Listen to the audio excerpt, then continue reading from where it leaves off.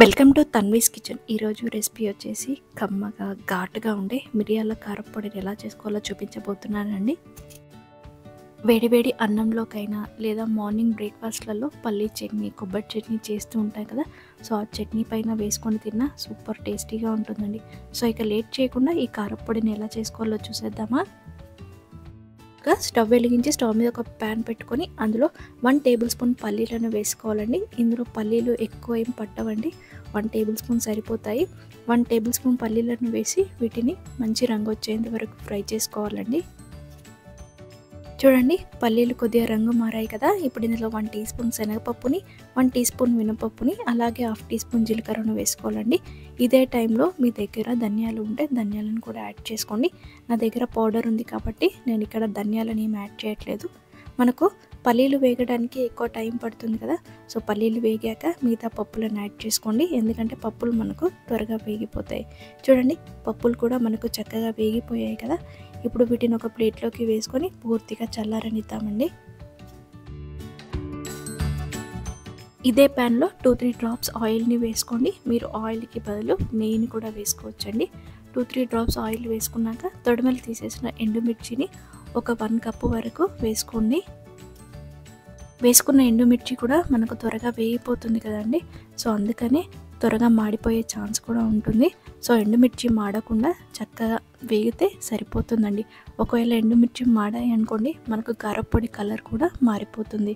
So ఎండుమిర్చి మాడకుండా stove దగ్గరే ఉండి ఒక 1 మినిట్ అలా కలుపుతూ ఉంటే మనకు రంగు మారిపోతాయండి. ఇలా రంగు మారిన తర్వాత ఇందులో ఘాటుకు తగ్గట్టుగా 1 టీ స్పూన్ మిరియాలను కూడా యాడ్ చేసుకోవాలండి. ఘాటు ఎక్కువగా కావాలనుకుంటే 2 టీ స్పూన్ల మిరియాలను కూడా వేసుకోవచ్చండి. సో మనకు ఎండుమిర్చి మిరియాలు చక్కగా వేగిపోయాయి కదా. స్టవ్ ఆఫ్ చేసుకుని వీటిని కూడా పూర్తిగా చల్లారనిద్దామండి. ఈలోపు మనకు ముందుగా ఫ్రై చేసి పెట్టుకున్న పప్పులు చల్లారి ఉంటాయి కదా. సో వాటిని మిక్సీ పట్టుకుందాం. ఈ చల్లారిన పప్పులను ఒక మిక్సీ జార్లో వేసుకొని అందులో 6 వెల్లుల్లి రెబ్బలను, అలాగే రుచికి సరిపడా ఉప్పును కూడా వేసి వీటన్నిటిని మిక్సీ పట్టుకోవాలండి. డెలివరీ అయిన తర్వాత డెఫినెట్గా ఈ కారప్పొడితో ఒక ముద్దనైనా తినమంటారండి. అప్పుడు పప్పులు ఏమీ యాడ్ చేయకుండా ఓన్లీ ఎండుమిర్చి, మిరియాలు, వెల్లుల్లి, ఉప్పును మాత్రమే వేసి పౌడర్ని ప్రిపేర్ చేస్తారండి. చూడండి, ఈ విధంగా పప్పులన్నింటినీ మిక్సీ పట్టుకున్న తర్వాత 1/2 టీ స్పూన్ ధనియాల పొడిని, అలాగే ఫ్రై చేసి పెట్టుకున్న ఎండుమిర్చిని కూడా వేసుకొని వీటిని కూడా పౌడర్లో అయ్యేటట్టు మిక్సీ పట్టుకోవాలండి.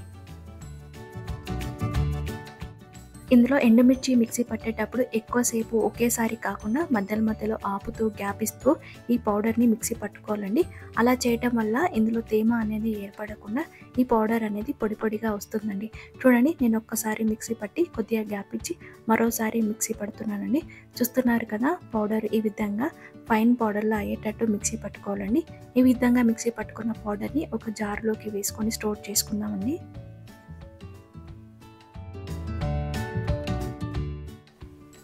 ఇప్పుడు ఎయిర్ టైట్గా ఉండే ఒక గ్లాస్ జార్ని తీసుకొని ప్రిపేర్ చేసుకున్న పౌడర్ని అందులో వేసేసుకొని స్టోర్ చేసుకుంటే 1 ఇయర్ వరకు ఈ కారప్పొడి నిల్వ ఉంటుందండి. టేస్ట్ కూడా అస్సలు మారిపోదు. చూసారు కదా, మిరియాల కారప్పొడిని చేయటం ఎంత ఈజీయో, టేస్ట్ కూడా చాలా అంటే చాలా బాగుంటుందండి.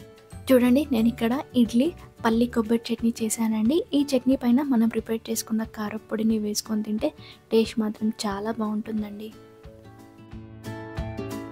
సరే కదా, మిరియాల కారప్పొడిని చేయటం ఎంత ఈజీయో, టేస్ట్ కూడా కమ్మగా ఘాటుగా చాలా బాగుంటుందండి. సో డెఫినెట్గా మీరు ట్రై చేసి మీకు ఎలా వచ్చిందో కమెంట్ చేయండి. ఈ వీడియో మీకు నచ్చినట్లయితే please subscribe to my channel, like చేయండి, షేర్ చేయండి.